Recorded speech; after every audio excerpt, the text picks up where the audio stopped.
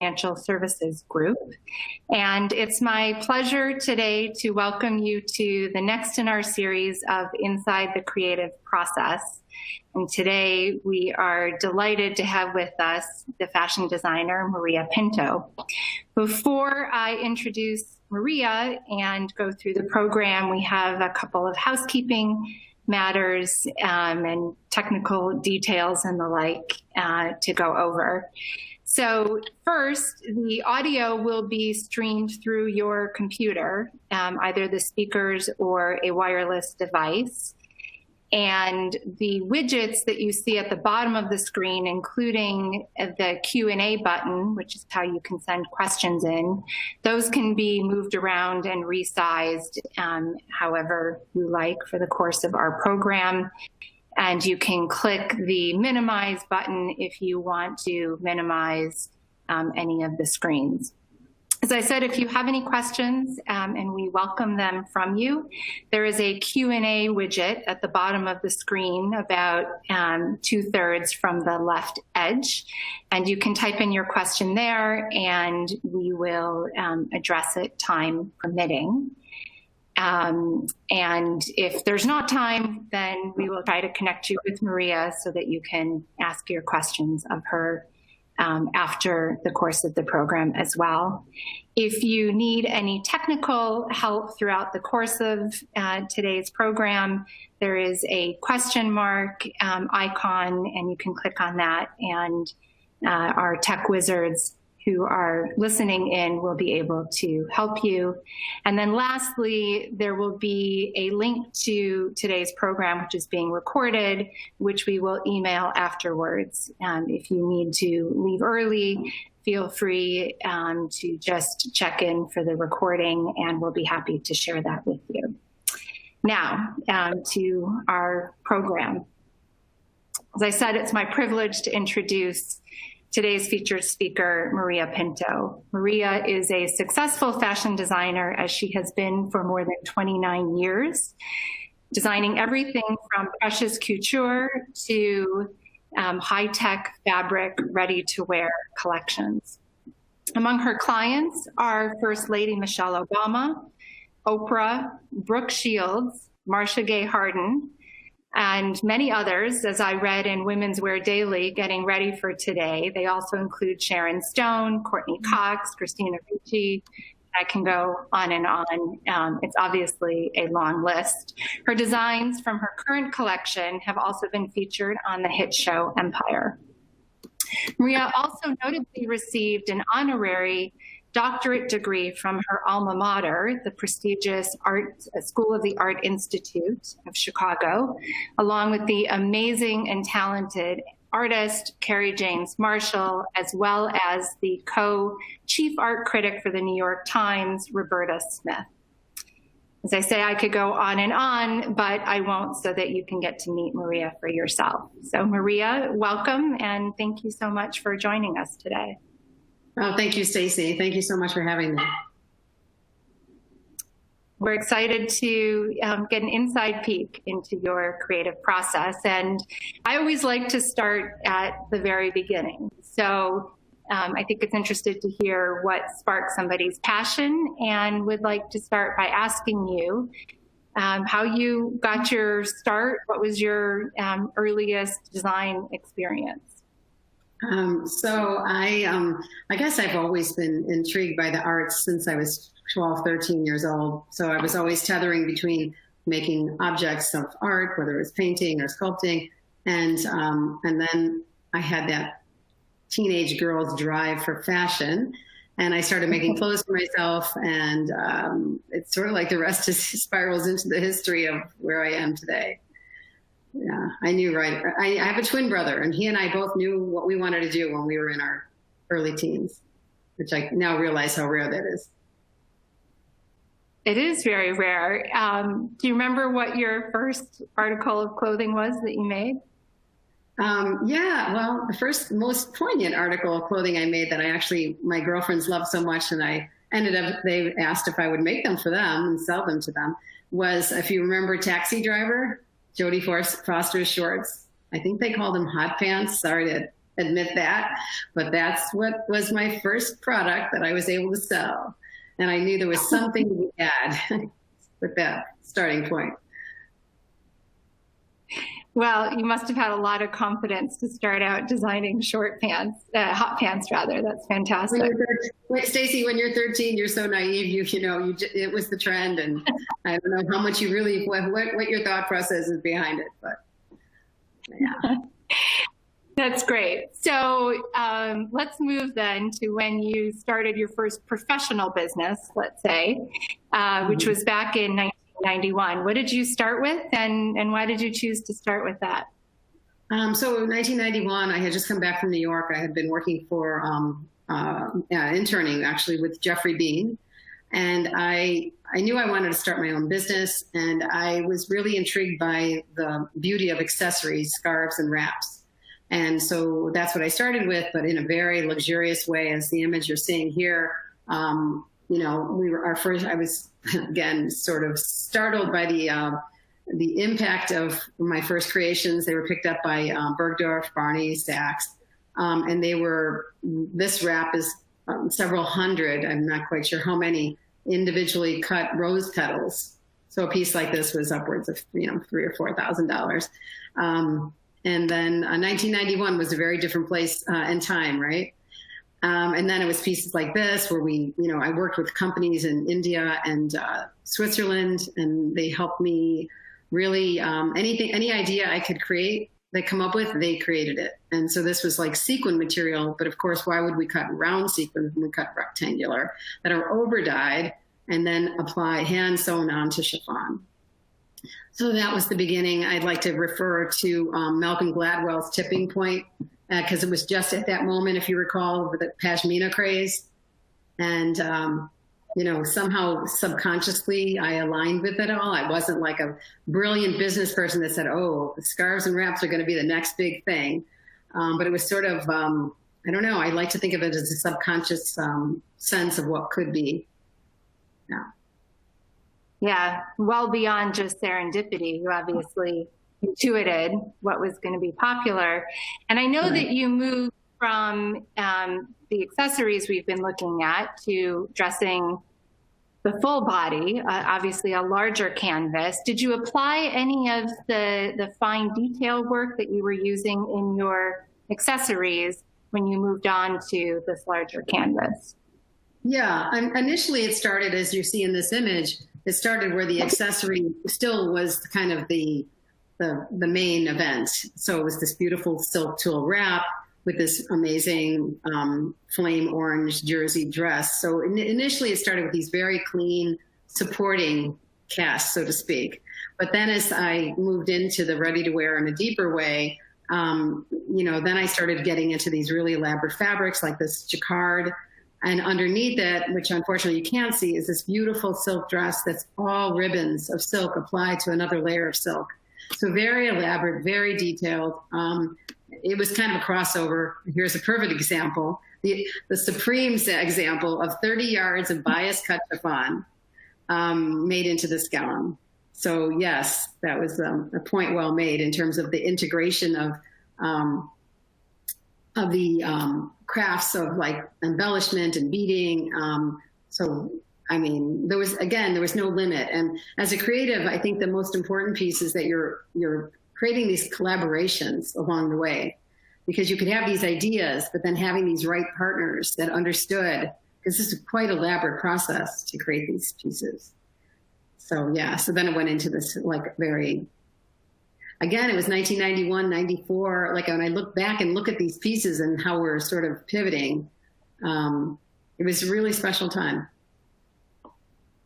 Well, and the designs we've just been looking at are so elaborate and so intricate. But I know you also then developed designs that we might wear more than once in a lifetime. So tell us about those. Yeah, so then we kind of started pivoting from evening wear into day, which is what we're looking at here.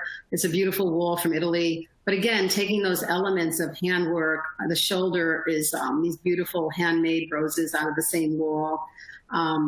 moving into, a suit like this next image, which is another beautiful wool, but with this sculpted shoulder. It was inspired by a saddle of a horse. So always looking for those elements that could push the envelope in terms of like, well, here's a jacket we are kind of familiar with, but it has this different sensibility because of that raised shoulder, but using, these really beautiful, luxurious fabrics. Here's a wool boucle with this kind of sculpted, folded collar. Again, all of these pieces come from varying collections from that period of time, but they all were tied to some very deep research and inspiration. It sort of just kind of helped create the boundaries of what the concept would be, the inspiration. But then, paralleling it with how would someone wear it. So, for example, here is one of the pieces from that collection. Our first lady wore it to the White House the first time after the election. But again, it's a beautiful wool dress, very wearable, beautiful detailing at the neckline. So there's always the balance with Heather of, the fine line between, over the top and what we're wearing and needing. And so, you're always kind of living on both sides of the brain in terms of like wanting to be as creative and innovative as possible, but then bringing it back to, my respect of my clientele and like what their lifestyles are and their needs are. Yeah, so obviously you have dressed some notable style icons, but I would think that for several of us, the idea of dressing the First Lady would be extra special. Can you tell us how that first came about? Yeah, well, it was kind of organic because I met her when Barack won the Senate, and a good client of mine said, "Oh, there's this amazing woman that I think would love your clothes, and can I bring her to your showroom?" I was selling to stores at the time, but she wanted to come meet me directly. And so we made this beautiful suit, and we became very, good friends. And so I kind of traversed the process with them. And I remember that Christmas before the election, the decision to run, and she was in my studio. They're getting ready to go to Hawaii. And she said, "Well, it's going to be some conversations this week." And they were just the most lovely people. I am beyond blessed to have experienced and witnessed that process with them, and have have her appreciate my work as much as she did, to wear it as much as she did, for some very many poignant moments in that process of the DNA, the dress she wore for the speech. And I never really knew when or what she was wearing. And my mother of 100 years old, maybe late 90s at the time, she would call me like the night of the DNC. She's like, "I know it's your dress." I'm like, "Mom, I'm not really, let me turn on the TV and make sure." So it was just a delight. They were always really super. Well, you have designed in such diverse perspectives and backgrounds. So I know that in addition to dressing notable women, like we've talked about, as well as everyday folks, like lawyers and business people, you also have designed costumes for the Joffrey Ballet. So tell us how that came about. I don't think I ever told you this story, Stacie, and I know you know Gerald Arpino, the founder of Joffrey Ballet, right? You remember him? So I joined the women's board of the Joffrey, and one night it was a cocktail party, and I went over to him and I whispered and I said, "I'd love the opportunity to create costumes for you someday." And about a year later, I get a phone call from his office, and he said, "I'd love you to do this. Was it how to do Recuerdo Perdue?" And that was the first costume project. And then this one that you're looking at was a ballet by Edward Leong, and it's been performed everywhere. It's called Age of Innocence. So it was kind of, just a conversation, like an ask. And then I know he researched me and looked at my work, and then I think he felt ready to take it on. But it was kind of like these collaborations, whether it's someone who's producing my ideas or having this opportunity to work with these amazing choreographers and get into their vision. So then it's really collaborative because I have to fulfill sort of what is their thought process? What are they trying to say? Because the wardrobing on stage becomes the story, right? It helps tell the story. So yeah, I really like these kind of collaborations. I'm always looking for more of them. And it sounds like what you're saying is that you actually met with the choreographers in each of the two instances, Mr. Arpino and Edward Leong. And did you also meet with the dancers to try to figure out how best to form the idea of the costume you had in mind to what they were going to have to do on stage? Absolutely. And I think their concern when we first had conversations was, well, she's a fashion designer, but does she understand we're going to be sweating? We need to move in these pieces. And, look at the pose right here.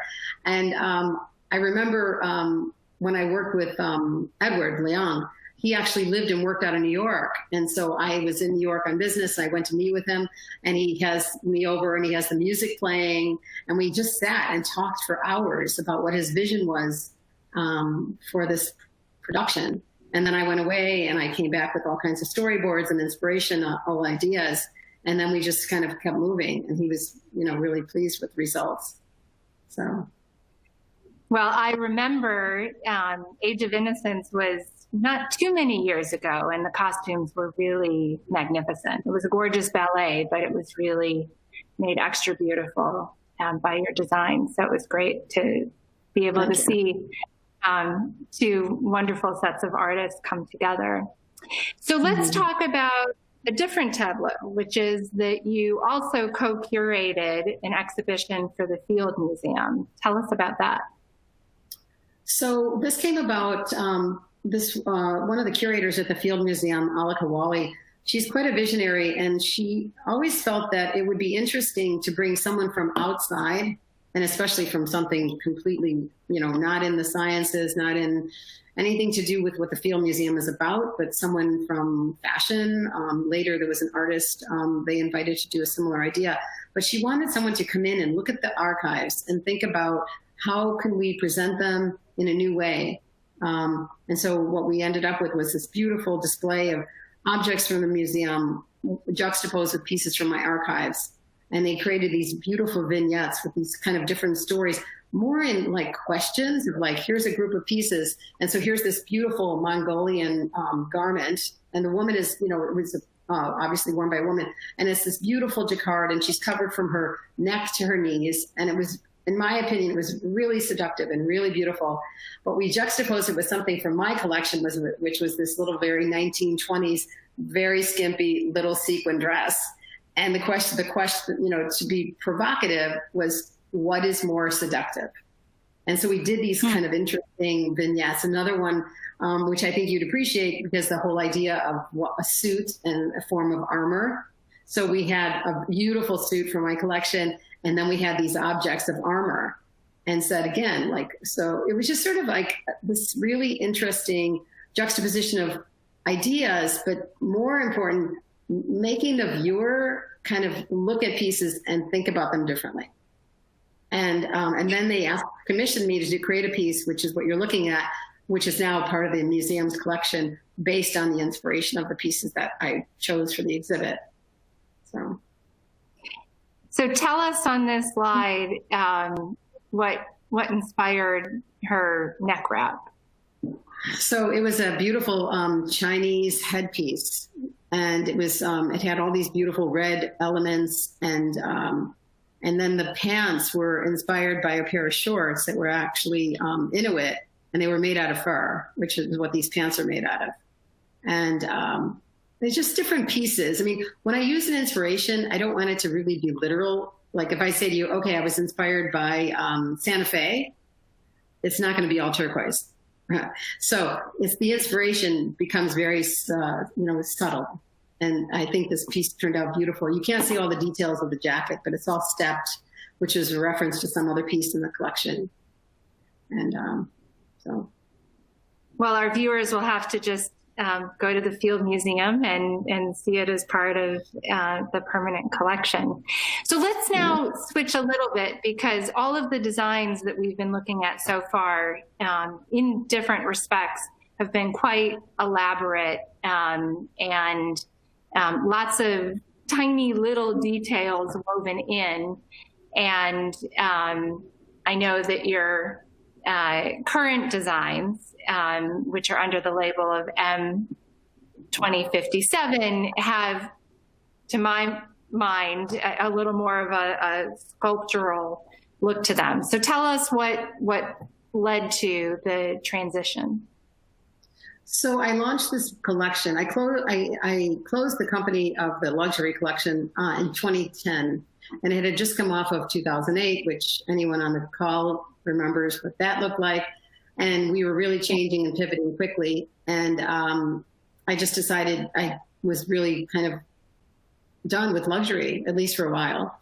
And I took a break, and I decided in 2013 that it was time to do something again. And, but I wanted it to be something more accessible. I knew women were living a little differently, and I wanted to have, I guess, a conversation with more women in the room.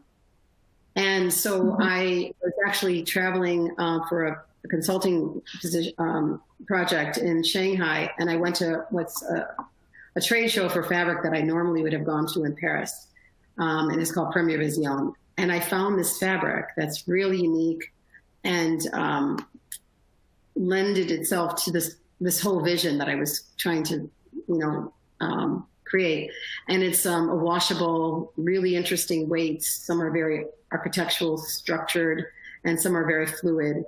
And the theme of this, in terms of design, was sort of this minimalism, like architectural minimalism. So as you see here, just very clean, very. I also like to think of these pieces as a blank canvas. So each of these pieces could be worn quite differently depending on your lifestyle, your needs. A jacket like this could be worn with jeans, like we are in right now, versus a dress that you might have worn to the office. So there's a versatility.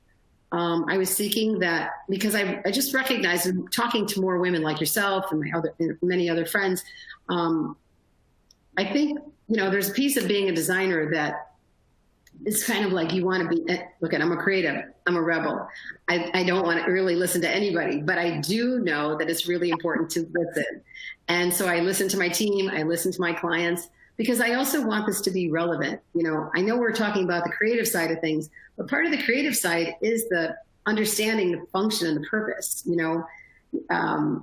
There's a certain creative element in just being that disciplined, as opposed to this kind of opulent over the top. There was no limit to what I was doing in that collection.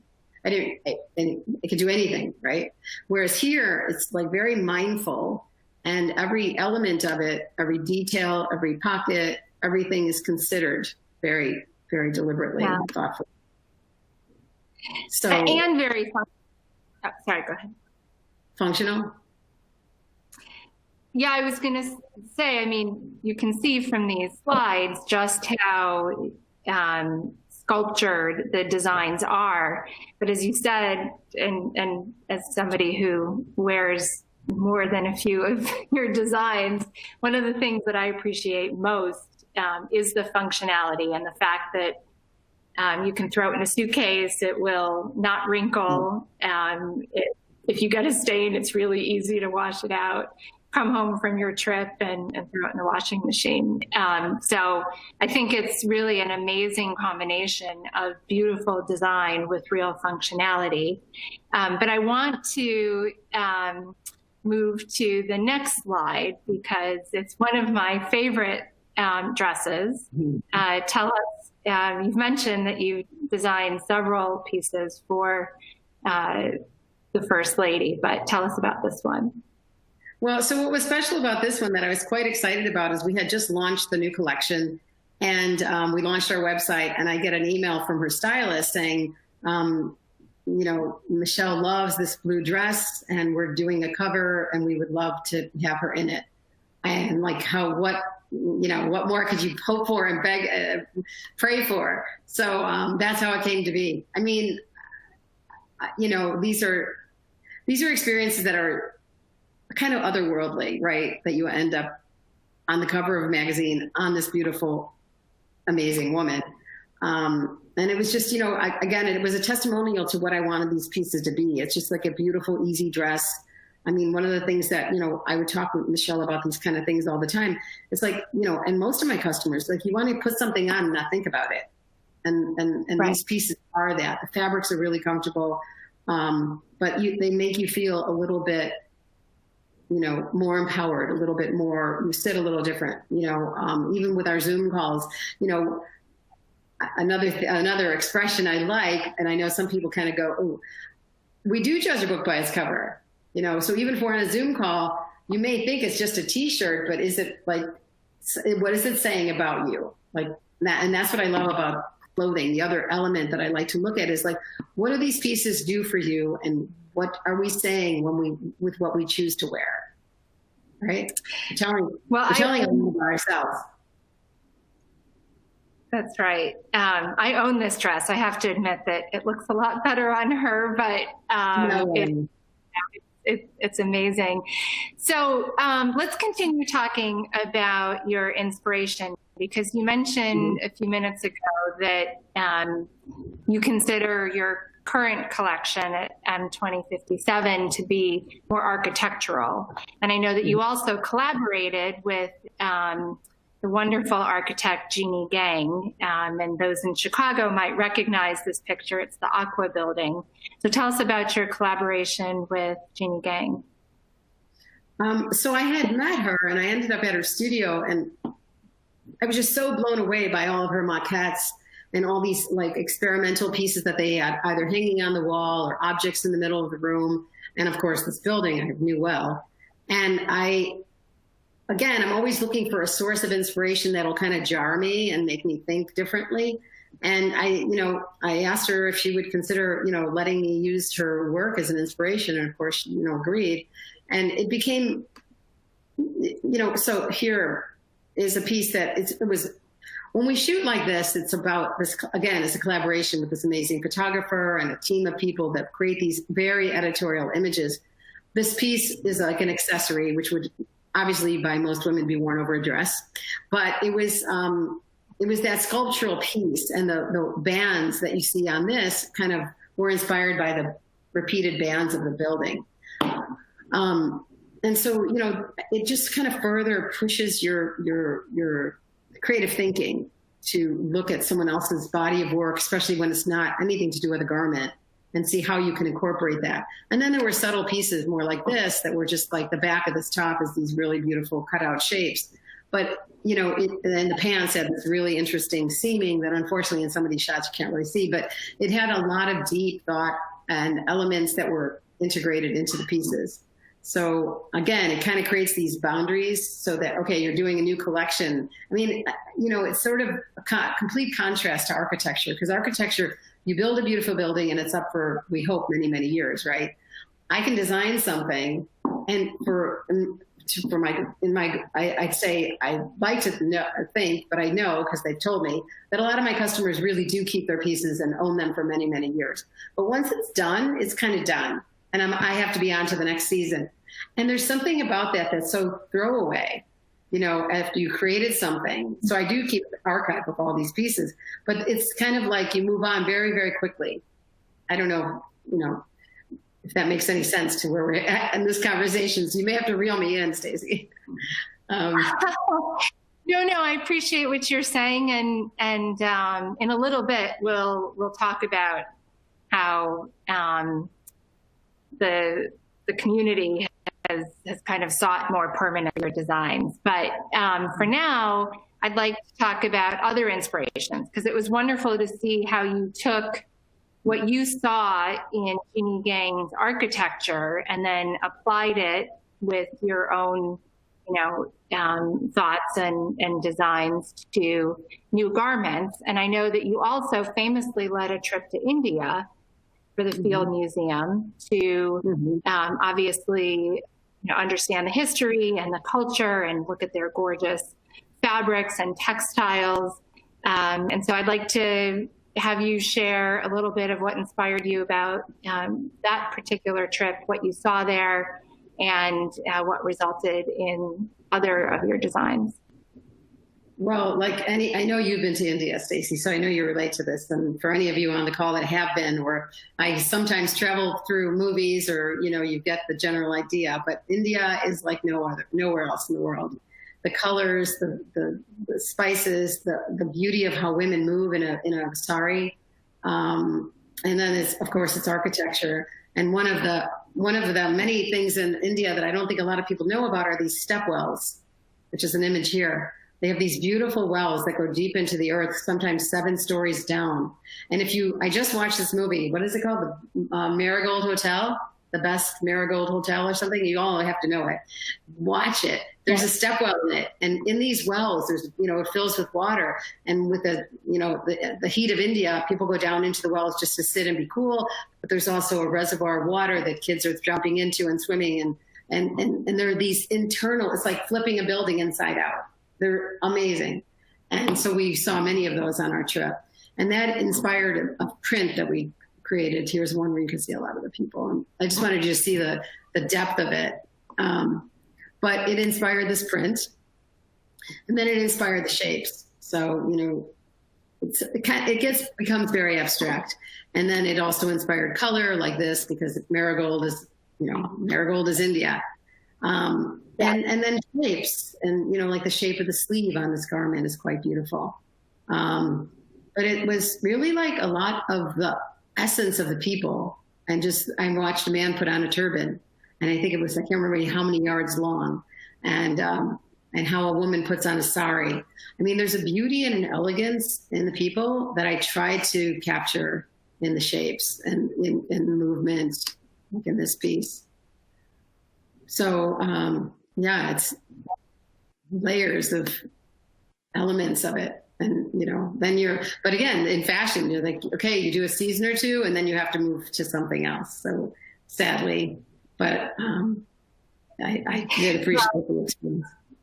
It's good for us, but it's wonderful to see in these images the combination of what at first look seems like really elegant simplicity. And then as you talk about it, we can see the elaborate details that you've built in, like the sleeve in this dress that you were describing, and the shape and the design. So I think it would be really interesting to talk about what inspired you for your current collection, the Beijing Collection, because I think we see a little more about your creative process here. Tell us about that. So this was a really beautiful exhibit at the Art Institute, and these are all paintings, not prints. And they're all of women, and Beijing is beauty. It means women of beauty.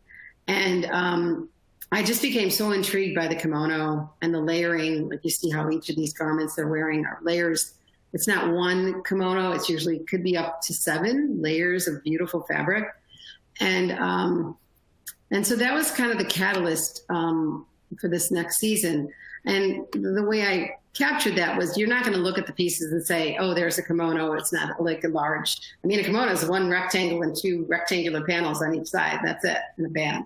So they're more complex, but taking the essence of that. So like the collar here, the kimono drops in the back, this collar element. And just in case you're not aware, the erogenous zone of a woman in Japan is considered the back of her neck and her wrist. So take note of that. But it just kind of played into these different elements in subtle ways. And again, I don't want you to see these pieces and say, oh, kimono, it's not about that. It's more of like this cooker, like, I take the inspiration and I start sketching, and then it sort of siphons its way through into a little jacket like this.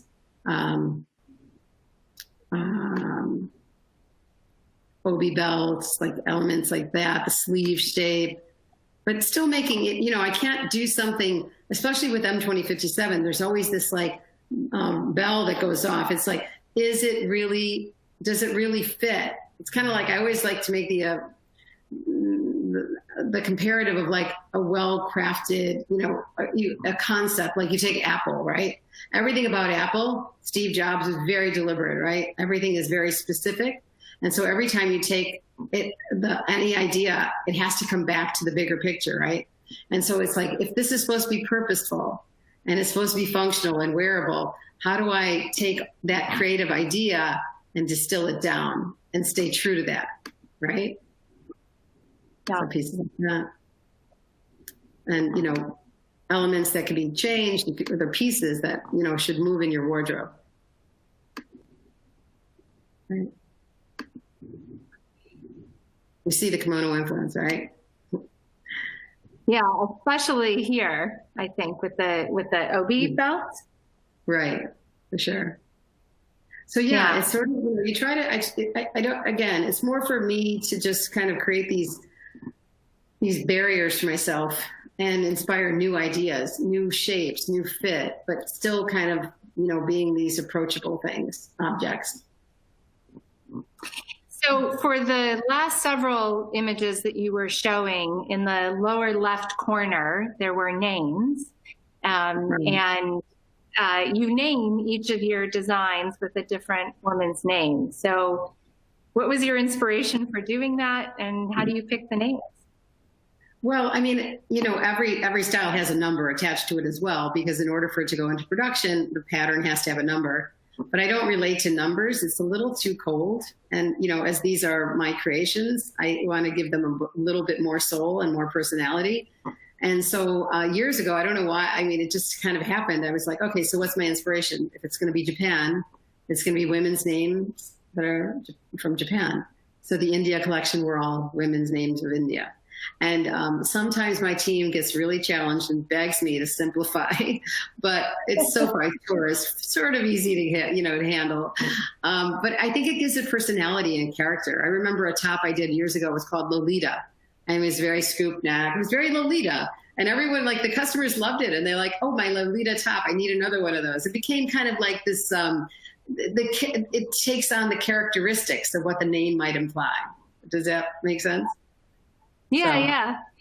Well, and it's fun to associate the names with the designs and think about, you know, what were you thinking about when you did that? I can go through the catalog of all of mine that I own, but I won't right. for sake of time. So let's do this. We've been looking at each of your different designs, and as you mentioned, that after you do one collection, you have to move on to the next collection. And there's always, you know, a revolving door for those different designs. But as you were describing it, there's not always permanence for a collection. But I know that it was important that when you reached your 25th year of design, that the fashion community wanted to be sure that that was all being put together in one place and reviewed in kind of a retrospective. So tell us about marking your 25th year of design and the retrospective that was put on at the Water Tower Gallery here in Chicago. So first of all, you kind of question, like, how did it get to be 25 years? And then you're like, whoa, take pause. And I remember I was with Michelle. She was with Department of Cultural Affairs for Chicago. Michelle Boone, she's a really lovely woman. And we were talking about what's next, what am I working on? I'm like, Michelle, it's gonna be 25 years I'm designing. A few weeks later, I get a phone call from her and she said, Maria, the city wants to have a retrospective for you. So needless to say, I was blown away. And it was this beautiful, small, I'm sure you know the building, Stacie, it's the literally old water tower. And it's this jewel box of a space. And we created this beautiful experience. And I also created a little collection to support the idea, to honor it. So these pieces were, it was inspired by women in rock and roll, especially. But in particular, it wasn't just women in rock and roll, but it was women that I found really, even as I was growing up, like a Tina Turner or a Christy Hind or Patti Smith. Like, these were very empowering, influential women, and they were so on the edge, and they were the first women to really wear leather. And so the theme of the collection was rock and roll, and I did these leather pieces. And then again, another awesome collaboration was this photographer, Sandro Miller, who shot this, and I told him about it, and he said, well, if it has to do with leather, then we have to shoot it on motorcycles. And I'm like, well, I don't have one. You know, my phone ringer is a motorcycle. And so he had this friend who actually custom built these bikes. And so that's where we shot it. So again, it's this whole idea of collaboration and making it come to life in a really cool way. So never simple. Wow. It's always a very complex little web. It's so much fun to see the different designs. And we have we've been getting questions in throughout the course of the program. So we have a little bit of time left, and I'd like to try to cover some of them. And one of them I think is really relevant to what you were just talking about. The question says, many of the pieces we are seeing reflect fine paintings from many periods and other areas of inspiration. So what are your favorite artists, and how do you think of them as you start to design a particular piece or collection? Some of my favorite artists, well, people that you may not know are people like Amanda Williams in Chicago, Chris Garofalo, Louise Nevelson, a lot to do with sculpture probably. And right now I'm really switched on to learn more about women artists. And so I've been doing a lot of searching for that. Who else can I mention? Of course, the classics. I mean, Pollock, and then you could take, okay, the true classics and say, well, come on, Raphael or Michelangelo, or I have a library of probably, 700 books. I've been collecting books on fashion and art since I was 13. And so it's a part of the world that just always has been art has always been sort of this respite for me. But if I'm traveling, the first thing I need to look at is what's at the museums. But so it's all kinds of art, whether it be, classic. When I went to London last year, I started at the Tate Modern. I ended up at the Tate, Liverpool. So, it's like, how can you not appreciate Turner and at the same time not appreciate Theaster Gates? So it's all over the place. And as far as inspiration, I mean, then you just start to distill what their sensibility is and what makes them do what they do, and then take bits of that as inspiration. So in addition to being inspired by art, you've talked about how architecture has played a role and locations have played a role. One of our guests has noted that Chicago is, of course, famous for its architecture and magnificent lakefront and being a location. We've talked about your trip to India. Are there other places that have inspired your work or images of particular architecture? Oh, yeah, for sure. So if any of you have not been to Mexico City, I would book your flight as soon as it's reasonable. There's an architect there named Luis Barragan. Spectacular use of light and color and space. Where else? Took me off guard. I mean, I think there's elements of architecture everywhere you go. I just went out to Farnsworth House, Le Corbusier. Yeah. Tell me where you live. I want to come visit and see your architecture. Did you, I wonder, for all the things we've been talking about where you can tie a particular kind of inspiration to designs, is it ever the case that you design something and it's only later that you realize how something was kind of working in your subconscious and was an inspiration? Or is it always something that you have the aha moment and then you start drawing? That's a great question. I can't think of offhand the specific, but it has happened.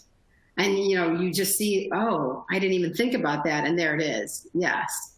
But that's like, as a creative, since this conversation is supposed to be about creativity, as a creative, it's like even when I talk to students and, I have interns here and I go to the schools and talk to, students that are interested in art or design, it's kind of like you have to just sort of fuel your brain. Again, that's why I have books. I watch film constantly. And when I can, travel. Because, the more you put here and visually, aesthetically, you fine tune your aesthetic. You fine tune why, I mean, I try to talk to my team about this. I'm like, so why is that, you know, I love the art of feng shui, art of placement. So why is this the right place to be, and who says it is?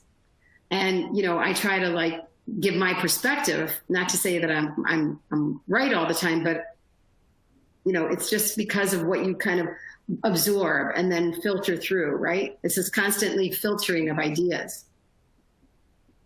No. Well, I wish we had time for more questions because several have come in, but we'll get them to you and see how we can try to get the additional questions answered. It has been such a treat, Maria, to chat with you. I think we could talk for hours about your different designs, and I'm sure everyone, if they had the time, would love to hear it. So thank you again so much for talking with us today and giving us a little insight into your creative process. Thank you to everyone on our program who has joined us for this conversation. And again, look for the email that would come out if you would like a link to the recording. Thank you again. Thank you, everyone. Thank you, Stacie.